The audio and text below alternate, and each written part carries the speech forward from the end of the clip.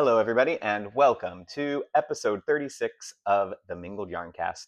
I am your host, Stephen, also known as KnitFen on Instagram and Ravelry, and this is my second attempt at doing my Rhinebeck recap because I filmed the other day on Monday. I was off school. We had off for Diwali on Monday, and I had an appointment in the morning. I had some things to do in the evening, but I had a few hours in the afternoon to record, so I figured it would be the perfect time, and I wanted to get it done quickly because I wanted the video to be published close to Rhinebeck while people are still interested in watching and hearing about it. So I did film, and this particular episode every year in the 3 years that I've been doing this is always one of the most difficult to make because as I'm recapping the weekend, there's a lot of people that I want to make sure that I mention. There's a whole lot of pictures that I want to put up and video clips and those kinds of things. So it takes a little more editing than other, types of videos do. And yeah, so I filmed Monday with the intention of editing on Tuesday. So Tuesday I get home from school. I'm all excited. I sit down and I'm ready to do this. I'm going to do the thing and get it edited and published and ready to go. And I open up the editor and there's no sound at all. I don't know what happened with this microphone. If it wasn't speaking to the thing that's plugged into the laptop, I have no idea what happened. And I'm praying that it's recording right now. I've tested it like 3 or 4 times to make sure that it was. So at least 3 or 4 minutes ago, it was working. So if you are watching this now, then I guess it still is. And if it doesn't work this time, I don't know what I'm going to do because I don't have time to film this again. It's currently Thursday night, and if I don't do this now, I realized I'm not going to be able to do it tomorrow or all weekend. The next time that I'll have available to film will be Wednesday, so it has to happen now. So I hope this is working. Guess we'll find out when it's all done. So anyway, enough of that. You didn't come here to listen to me moan and groan about my life. You came here to hear about Rhinebeck, I think. So we will get into that in just a second. I do want to say one other thing, knitting related, that we are now into Clue 4 for the West Knits Mystery Musicale. And as I figured I would be, I did not finish Clue 3 yet. I'm almost done, but I didn't make it. And I probably won't finish until tomorrow, maybe. So I won't be getting to Clue 4 until the weekend. And yeah, so if you've been following along and watching the Mystery Knit-Along videos, I probably will make the next one after I finish the whole thing. Because, you've seen Clue 3 by now, I'm sure. So anyhow, yeah, but I'll have it done pretty soon, and then we'll just talk about the whole thing all at once. And I do have a lot to say about it. I'm really enjoying it still. My jury was out on Clue 3 at first. I kind of, I didn't love it, but it's grown on me. I really do kind of like it now. And I'll say more about that in the future. But for now, let's get to Rhinebeck, shall we? Yeah, so I've got extensive notes and things flying out of my extensive notes. Tarot cards. Interesting. I think this was from a Rhinebeck, 2 or 3 Rhinebecks past. I can't remember exactly. But anyhow, okay. So as I was saying, I have a lot of notes because, like I said, I want to take you through day by day, step by step, and acknowledge all of the people that need to be acknowledged, and there are many. So the first is my friend that you may recall I made the papillon butterfly shawl for. In that episode, I explained to you that I was making it for a friend who was battling cancer, and that is the friend that I normally, most years, go to Rhinebeck with. And we were planning to go this year. She's been doing very well, and she was planning to go, but she needed to have surgery, which initially she thought would happen after Rhinebeck. But as it happens, they were able to move it up. So that was a very, very wonderful thing. And she's had it, and she's home, and she's healing. So everything is very, very good there. Thank you for everybody who left really kind comments during that or for that particular episode. So I'm very happy to report that. However, that did mean that I needed to make some new arrangements for myself to get to Rhinebeck. And I was very, very lucky in that I messaged my friend Miguel, and he knows everybody in New York and in the knitting world. And I asked him if he had a place to stay or knew anybody I should contact, and he said, "Why don't you come stay with us? Let me check and see with the friends he was staying with," which was Jesus, who I stayed with, he and Miguel and their friend Jen, 2 years ago. But this year we stayed with, I stayed with him again, but instead of Jen, it was Jesus's husband, Jesse, that was with us. So yeah, Jesus found a beautiful, beautiful house in High Falls, New York, town I've never heard of, but is quite beautiful. And as everything is in the region, if you've been there, you know. But if you haven't been there, um, I have friends who've not come to Rhinebeck, and they said, well, they've got to travel with spouses or family, people that wouldn't enjoy it. But the whole region is gorgeous, and you can drop them off somewhere and let them wander through one of the quaint little towns while you go and enjoy your yarning. But yeah, it's all a gorgeous area, as High Falls is.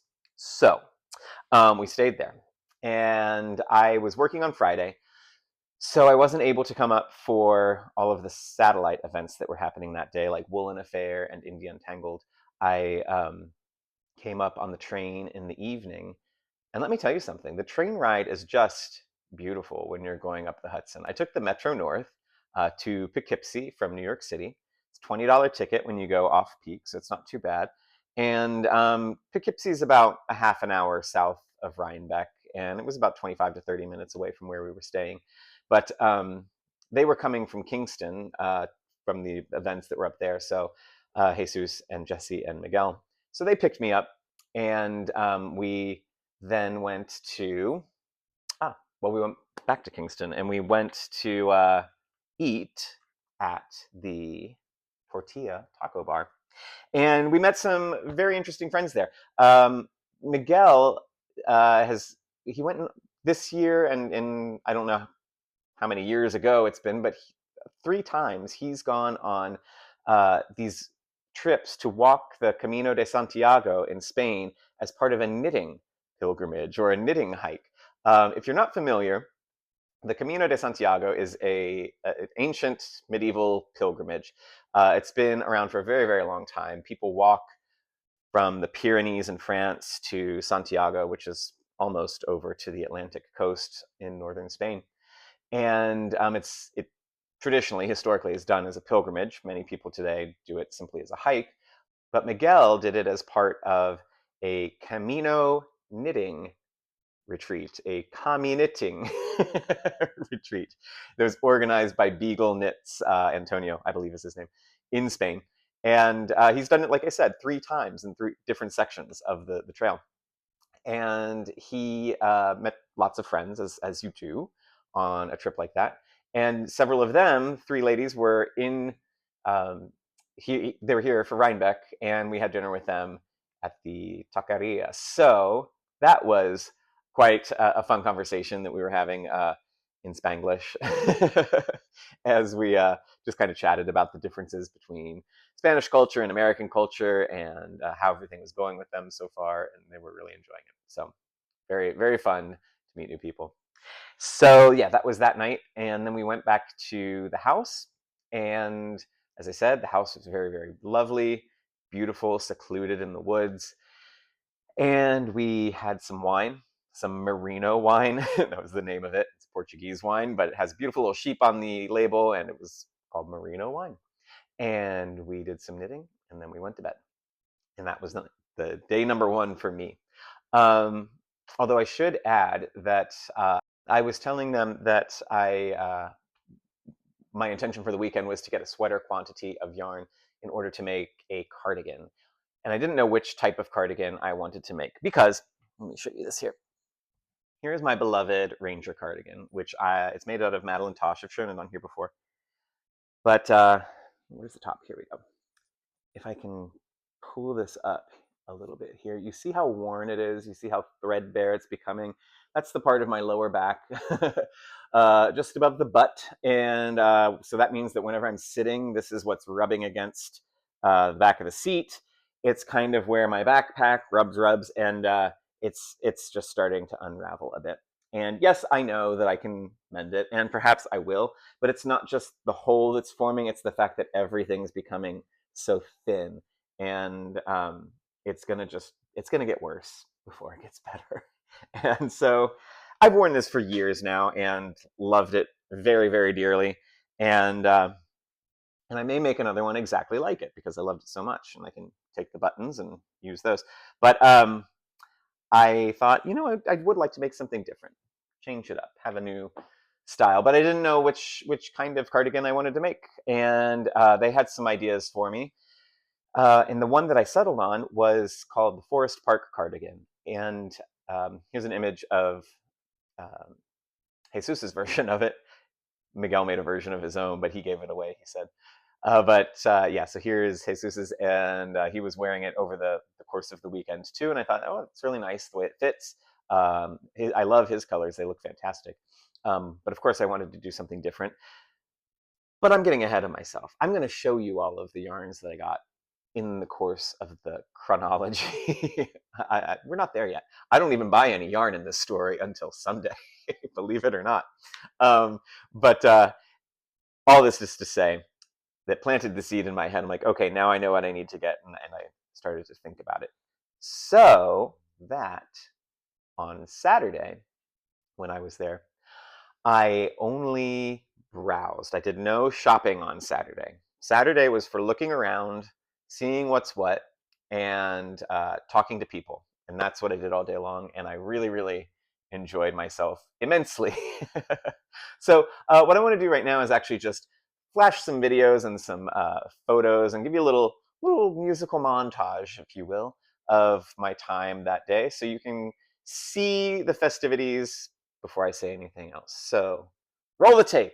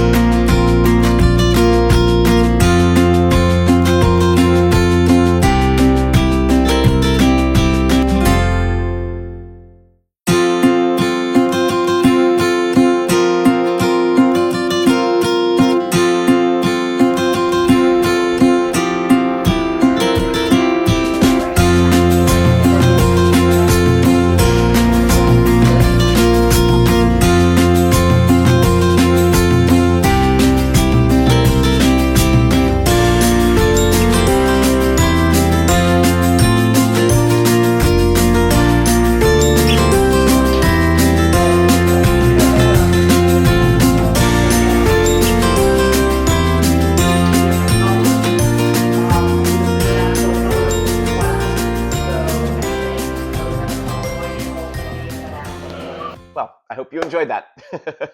um, okay, so that being said, shown, that being shown to you, let me now tell you about some of the people that I got to see.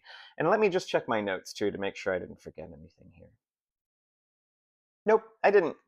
Um, so, in terms of people, one of the first two people to say hello to me were Leslie and Diane from Clearwater, Florida, who had come up. And they had seen that I'd mentioned the Common Thread shop in St. Petersburg, and they had been there. And we were talking about that and what a lovely store it is that Shannon has created in beautiful St. Pete. And just a little plug for the store on November 9th, she's going to be having the grand opening, the yarn cutting ceremony, and there's a whole lot planned for it. It's going to be a lot of fun, and if you happen to be in the area, you should go and check it out. It's going to be worth your time, I think, and a really nice community of people building down there. But anyway, so I talked to them for a bit, and they said hello as soon as we walked in. That was fun. And then I saw them later, actually, which is when I took the picture to show you. Um, Next was Michael, who you know in the comment section as To Me Pal. He leaves very thorough and wonderful comments on most of the videos here, and is very, very just a wonderful, lovely human being. We talked about our knitting and our sweaters and the Lopi that he was wearing, and his upcoming trip to Martha's Vineyard, which I hope you had a wonderful time and got home safely, Michael. It was great seeing you. Then I saw Jen Geigley, and that was fun because I happened to be wearing her 1999 pullover design. In fact, that's what I wore both days. The first day I wore the green one because I purchased the yarn there last year from Harrisville Designs, and also I don't think I had worn it out to any kind of Fiberfest event. I wore the second one that I made to Vogue Knitting Live, but yeah, I think it hadn't had a debut, so it had its debut this year. And actually, I've been wearing it a lot this week. Just a small plug here, an aside for Harrisville Designs yarn. Um, a lot of people have said to me, and this was my opinion too, that when they first feel the skeins of yarn, they do feel very natural and very scratchy, and almost you wonder, oh, is that going to be comfortable? But these yarns, these sweaters that I have, two of them now made out of this yarn, um, they're my favorite things to wear. Right on the skin. I mean, I usually wear a t-shirt or a shirt underneath, but everywhere else, it's on the skin, and it's beautiful, so comfortable, really soft. They really just get so much nicer with wear. So they describe the particular base of yarn. I want to say it's Shetland, maybe it's Highland. I forget now. It's been a while, but they describe it as a workhorse yarn, and it is, and it's durable, strong, but soft. Don't you love that? Durable and strong, but soft. um, so yeah, check them out. Definitely check them out, and try it for yourself because those are great yarns. So anyway, got to see Jen and Erica, her friend from Iowa, who, if you watch Jen's channel, you've seen Erica as well. Then I ran into Irina, or rather, Irina ran into me. She came over and said hello, and uh, yeah, always fun chatting with Irina. In fact, I was thinking of her just now as I was sipping my tea out of my Fiberchats mug. Because, as you know, everything tastes better out of a Fiberchats mug.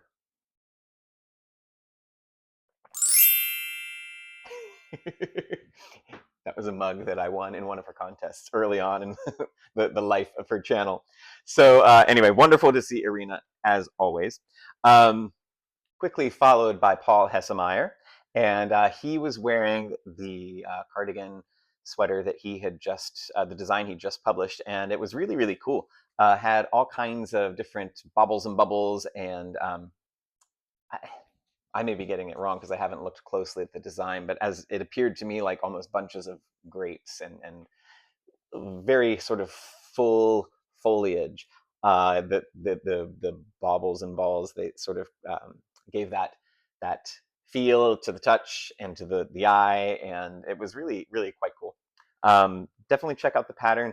I don't remember the name, but I'm going to post it in the notes, and I will probably even add the name right here on the screen for you. Okay. Then Shamika Clark showed up with her mother, and both of them were carrying the most delicious cupcakes. Shamika is a wonderful baker, and if you ever run into her in a Fiber Fest, she might have a treat for you. So say hello and ask nicely, and yeah, you may be rewarded. And it's always a lot of fun to see her and a mom. And then I had a very unusual, wonderfully unusual um, visit from a fan named Samantha Weber, who told me that her father and her brother both are named Stephen Weber, spelled the exact same way as mine. Coincidence? Yes, probably. But they also live in New Jersey, which I do too. But I wasn't born here, so I can't. I don't think that we're related, at least not very closely on the family tree. But who knows? Stranger things have certainly happened. So anyway, hello Sam, and hello Stephen and Stephen from Stephen. um, then I saw another fan came up, highly energetic and fun to talk to. Brooklyn, hello Brooklyn, and hope you're watching. It was great meeting you and talking about New York, and just kind of enjoying all the energy that you brought to the hill there. It was a wonderful time. I spent a lot of time in the afternoon there. I know I said on the podcast that I would stay there. I'd be there from 12 to 1, but I think it was closer to like 2 by the time I left. And Hello there. Quick video insert because as I'm editing this video, I realized that I left out mentioning this lovely woman who was speaking to me. And I believe your name was Rebecca, but I could be completely wrong about that. So please correct me if you're not Rebecca. Um, Tell me so in the comments because I really enjoyed our conversation about being Gen X and into fitness and health and other things besides knitting. It was really lovely to meet you and your friend, and I'm sorry that I left you out of this roundup. You were definitely mentioned the first time when I filmed the other day, the one with no sound. But anyway, I'm inserting this now. So thank you for saying hello. actually, by the time I had left, or right around time I was getting ready to leave, it was around the time that all of the Ooey gooey army assembled on the hill. And if you don't know what I'm talking about, um, it was a phenomenon. You probably know, if you are a fan of this channel, you probably watch other channels and know what's going on in the knitting world. So you're probably aware of the Ooey gooey sweater that was designed by Andrea Mowry, and it was her Rhinebeck sweater this year. And I, I may be misspeaking here, so please correct me if I'm wrong. I don't know how many years she's been doing the Rhinebeck sweater. I do know that I've gone in the past 5 years, and there have been plenty of people wearing, the signature sweater each year, and but it seemed smaller in the past. Maybe the first year that I was aware of it, it seemed like 2 or 3 dozen people, maybe. Then maybe 100. This year, not that I did a head count or anything, but it was hundreds, it seemed like. I'm going to go out on a limb and say 400 or 500 people on the hill. Now, maybe I'm exaggerating. Maybe it just felt that way. I know that's possible, but it was bigger than in the past. And there was a really wonderful moment where everybody was there. I wasn't in the crowd with them. I was watching from the side because I did not make the sweater. But Miguel did and Jesus did, and they were there in and amongst everybody, and Shamika did too. And Miguel in particular said it was one of the best parts of the whole experience for him. He just really loved that energy of seeing, being there with all of these people who had gone through the process of making the same sweater, and seeing everybody's different colors and whatnot, but also just the gathering and the feel of that. And it when they gathered to take the picture, Andrea Mowry was at the top of the hill, and she was sort of like praising and giving love to her adoring fans, and I couldn't hear a word that she could say, and I don't know if others could at all either because there was no sound system, but she was doing her best to shout out to the crowd, and it didn't even matter. It was just the fact that people were so happy to see this person who had made this beautiful design that was bringing a lot of joy to everybody's lives. I mean, what more can you hope for in life than to bring so much joy to so many people? And yeah, the love was palpable. That's what I'll say. I'll conclude with that for that experience. From there, I wandered around some more, and I started to, as I said, look around at the shops and the wares. And in that process, I came across. I didn't come across. I deliberately went to see Giovanna from Windy Valley Muskox. And if you've watched this channel for a while, you know already that I have designed the Heartfelt scarf specifically for Windy Valley Muskox, and you can buy that on their website. You can find it there.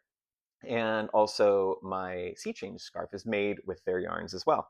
And so I've gotten to know Giovanna over the years, just from Rhinebeck, just from showing up year after year, and you know, rubbing and squeezing all the yarns that she has. They're so beautiful. Um, but this year, when I went there, I thought, oh, I wonder if my little scarf is going to be there with her other samples, because she always has a sort of a little shelf of samples hanging, uh, probably a few dozen of them at this point. So you can, feel, and I think it's important too, when a lot of people see that this is such a small little cake of yarn, but when you realize that you can make a full scarf or a full cowl or a hat or something from just this small amount, um, it's it inspires you to get the yarn, right? And anyway, I hoped that my sample would be there, and as it turned out, not only was it there, but it was prominently displayed on a little table and in front of a mirror. And I was like, "Oh, it's the Heartfelt scarf! It's there! I'm there!"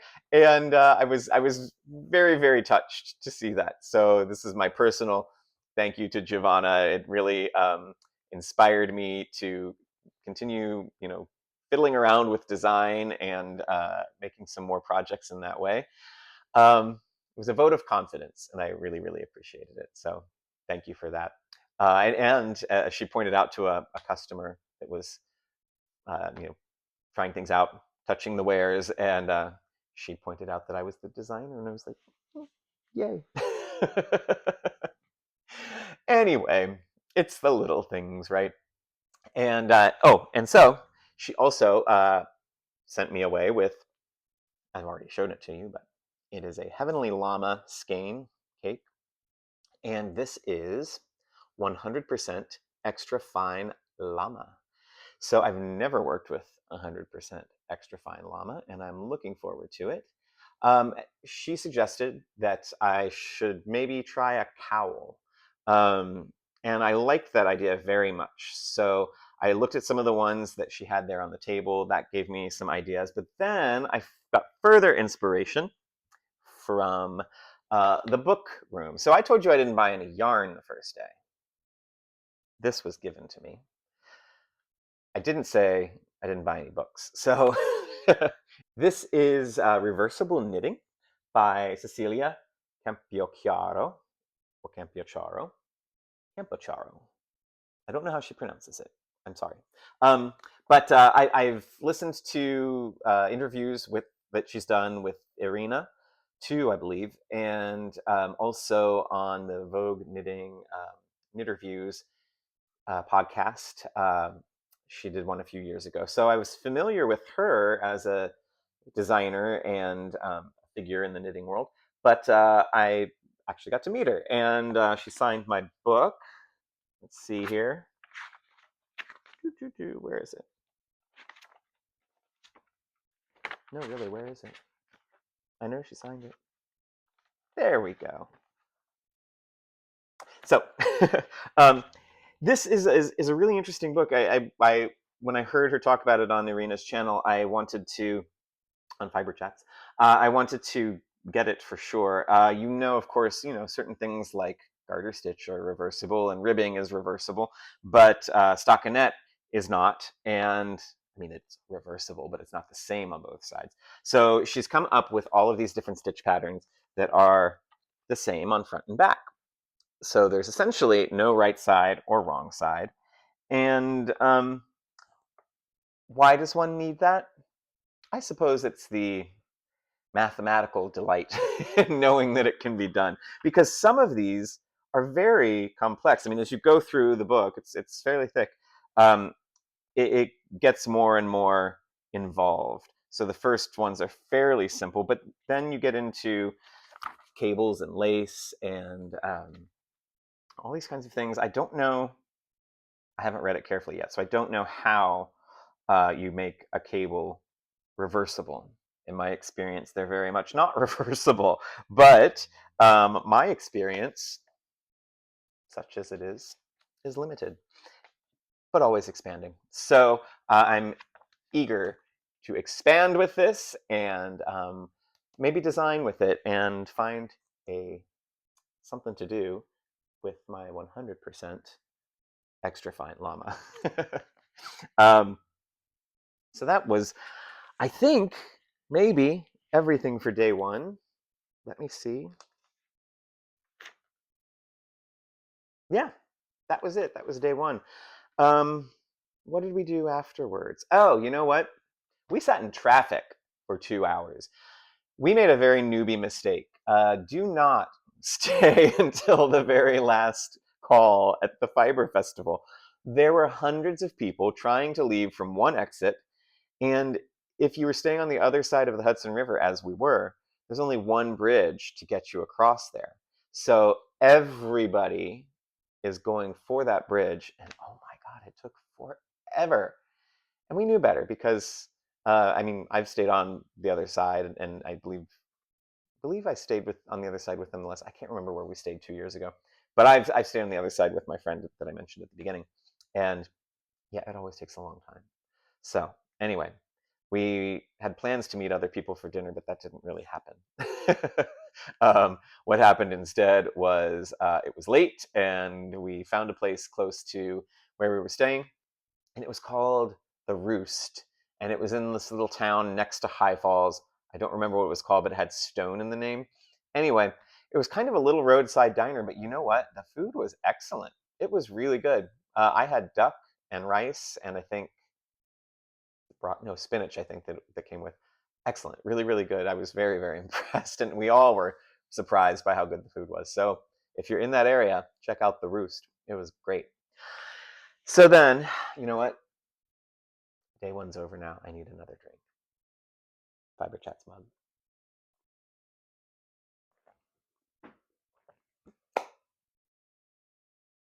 Day two, shall we?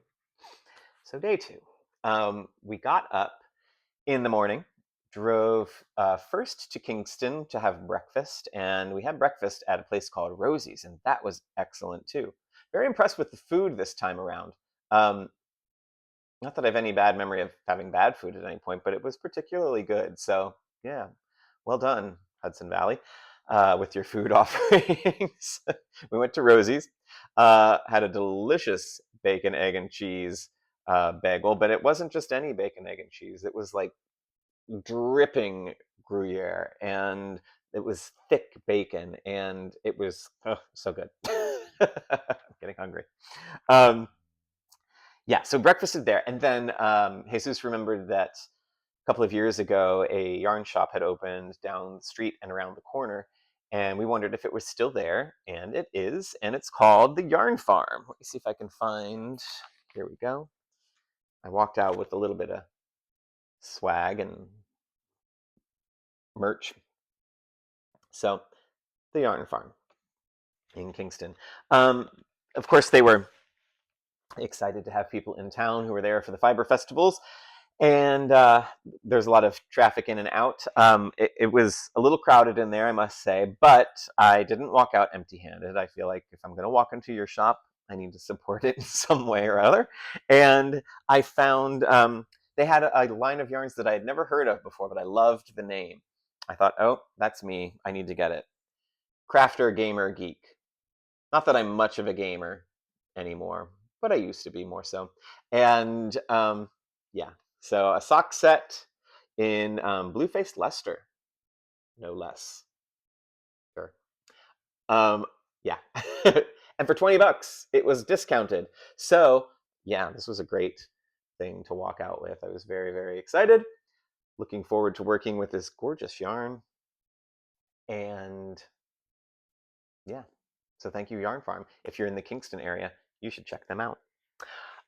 Then we eventually made it to the festival for day two. And on day two, as I said, I did my shopping that day. So I had kind of figured out what I had wanted, but day one threw me for a little bit of a loop. Here's why. They were really, they had sort of an ad campaign and a push to get people thinking about shopping for regional yarn. I mean, obviously, if you are knitting your own clothing, you're already doing a good thing by just participating in slow fashion and being mindful about the things you wear. And, beyond that, thinking about sustainability and also just supporting the local economy. That's really what they were pushing this year, to think about the farmers that are closest, farms that are closest to the Rhinebeck region. And so there were quite a few of them that had a designation of the local farms. There was a little sign out in front of their booths to let you know that it was a local. And they also provided this yarn passport so that you could be deliberate in looking for these specific places and thinking about the yarns of New York, the sheep of New York. And yeah, I liked that idea. I thought to myself, yeah, you know what? If that would be really, really cool as people are stopping to ask about my cardigan in the future, to tell them that it's made completely with wool that was raised on, well, sheared from sheep who were raised here in New York State. And yeah, I thought that's what I want to do. I want to make a cardigan just from those wools. However, maybe because it was Sunday and things were, already sold out, I couldn't find the worsted weight yarn that I needed. First thing, after going to the different booths. But another thing, and I don't know if anyone is watching this who has the ear of the producers of New York Sheep and Wool Festival, but my suggestion to you would be, if you're listening, to take those vendors and put them closer together, like maybe all in the same barn or the same section of a barn. If you can fill the whole barn with them, that would be wonderful. But for somebody who was deliberately trying to find those yarns, the farmers were so spread out. The yarn sellers, the vendors, they were so spread out, and they have a map and have a list. So I went to them one by one, but when I did find something I kind of liked, I wanted to compare it to something over here to see if I could mix and match colors together. And that wasn't really possible to do without purchasing the yarn and then going.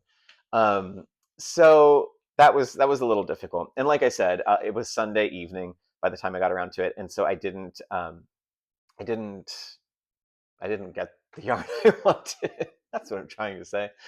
Um, so what yarn did I get? I'm actually ahead of myself. I've skipped over the people that I met with, but you know what? I'm going to save that. I'll come back. We'll end with the friends now for the yarns, because the buying the yarn was the very last thing I did, and it was almost up to the wire. I found what I wanted probably in the last 15 minutes before we needed to leave, and it came down to, um, well, basically this. Every year that I've gone to Rhinebeck, I've seen the yarns of Loop, and let me sell closer. Their thing, their shtick, their gimmick is that if you look at these, you can see that the colors go hand in hand, and that is because they make them in sets. I believe it's a 4-ply. It looks like it's a 4-ply, where you have 3 plies of one color and one of the other twisted together, and the other skein is reversed. So the green is the same green that's in both and the brownish purple. It's hard to tell what this color is. It's kind of maroon, kind of brown. I don't know. I like it a lot. But anyway, it's the same in both. So I have 7 skeins of this. I'm not going to show you all of them. You don't need to see it. Who cares? But 7 skeins of this that'll be the main body for the Forest Park sweater. Which, by the way, I don't know if in telling you about the sweater design, I told you that I was inspired by Jesus's sweater, but I don't know if I said it was the Forest Park sweater. So I'm saying it now. And I will tell you, not only did I like the design, but my grandparents, when I was young, lived in the part of Cincinnati called Forest Park. So I have that kind of emotional attachment to the phrase. It seemed meant to be. So anyway, 7 of these. One of these that will be the trees that you see in the design, and they should work together really, really well. They're designed to work together well, so I hope it does. Yeah, I'm really looking forward to it. I won't be able to get to this until the MCAL piece is finished, but that's not too far away. So I'll be getting to these soon, I hope. Okay, now, like I said, I got ahead of myself with that. Let's come back, rewind. Yeah, I'm just going to tell you about people right now. Friends that I got to see on day 2. So as soon as I arrived, Irina saw me again and said, "Oh, I have somebody that you need to talk to."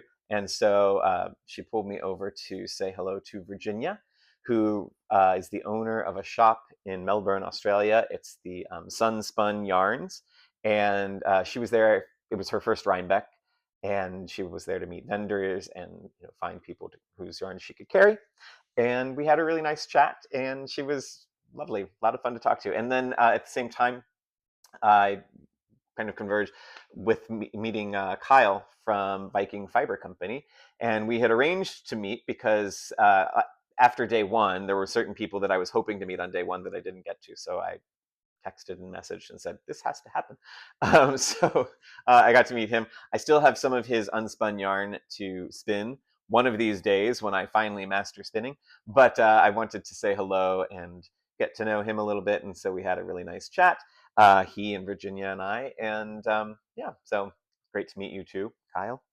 And next was a very special friend to meet. I've mentioned, actually, I think I mentioned maybe the last, no, it wasn't the last episode.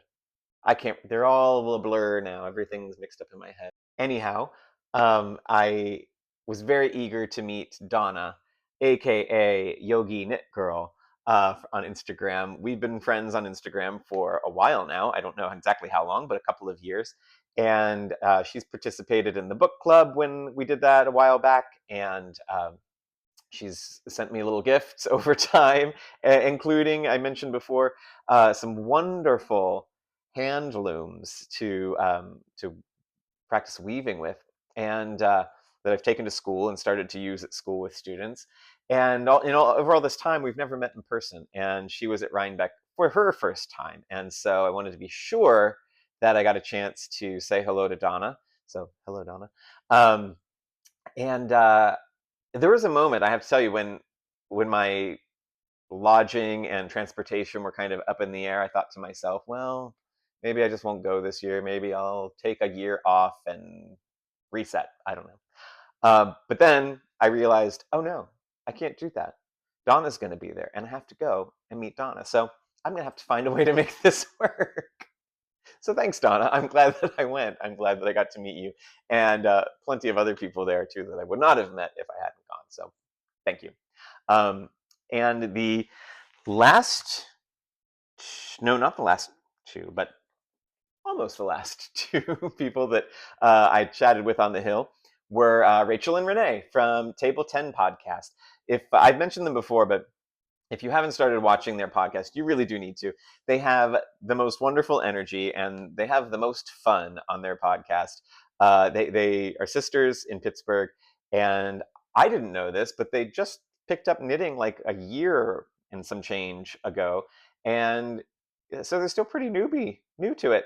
And if you see the amount of things that they've made in the past year, I'm like, goodness, that's way more than I've made. Big things too, not beginner projects, like solid, good, advanced projects. I was very, very impressed. And anyhow, it was great meeting them. We were put in contact initially by our mutual friend Ruth, also from Pittsburgh, and I, it was funny because we were saying, Ruth is kind of behind the scenes introducing people. She's how I met Jen Geigley and others as well.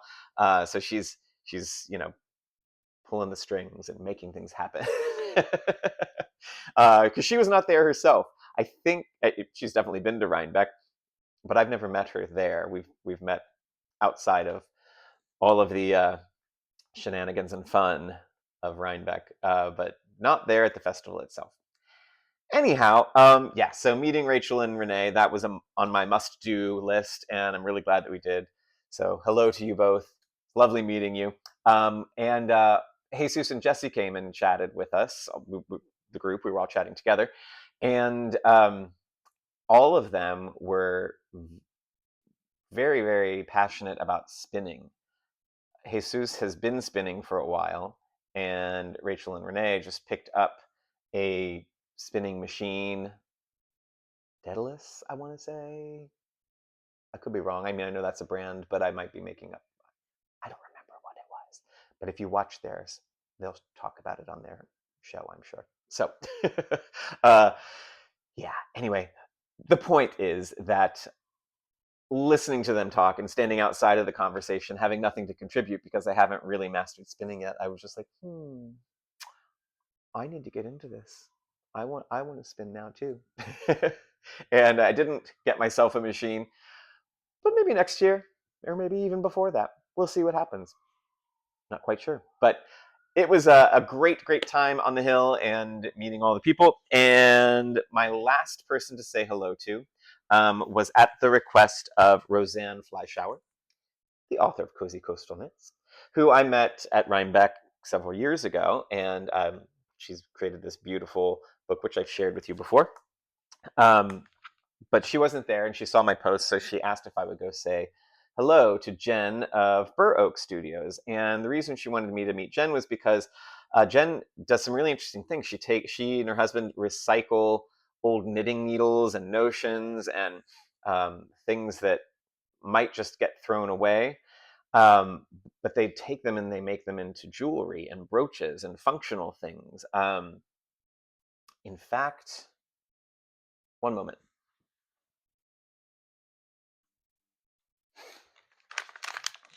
Okay, as I was talking, I just realized I did not have the object that I bought from Jen here with me, but I do now. It's a wine bottle stopper, and check it out. It's got these different knitting needles that have been cut into sections and rearranged so that they're multicolored, and she has ones that are yellowish, that you can use for your white wine, and this one, which you can use for your red. How clever, right? And anyway, she has all kinds of things like this, all made from recycled knitting products. And she also had, in order to demonstrate like the brooches and things, she had some shawls, and they were shawls that Roseanne had made and shared with her. So anyhow, I was very happy to be given that assignment by Roseanne to go meet Jen. And I was, yeah, very, very pleased to go and do it. So thank you for giving me that mission, Roseanne, and thank you, Jen, for the really sort of whimsical and fun things that you're making, and very inspirational. Now that, oh, you know what? As I'm looking over here, speaking of fun little things that people were passing out, okay, this was a button from Table 10 ladies, and as they're giving out their little swag, I'm like, oh yeah, maybe I should have some swag too. Maybe I need some buttons next year. Showing me up. But I love it. I love getting good ideas. So, and then Viking Fiber Co. Look at this. He's got a little needle gauge measurer thing. What do we call these again? Why am I forgetting? It's the end of the day, and I've worked all day, and I'm sorry, but my brain is just starting to melt. Gosh, I really hope that the sound's recording on this video right now. Anyhow, yeah, so got these fun things, and That, everybody, I think, is our show for today. Because I've already shown you the yarns. Yep. All right. Now, soon, it's going to be the moment of truth. I'm going to try to edit this tonight and get it all out to you. And I hope you enjoy it. I hope if you were at Rhinebeck, you had a wonderful time yourself. And if you weren't, I hope you enjoy seeing this and all the other fun recaps that are popping up from podcasters and other people that were there. It's a wonderful time every year. And already looking forward to the next. All right, everybody. I'll see you next time. Take care.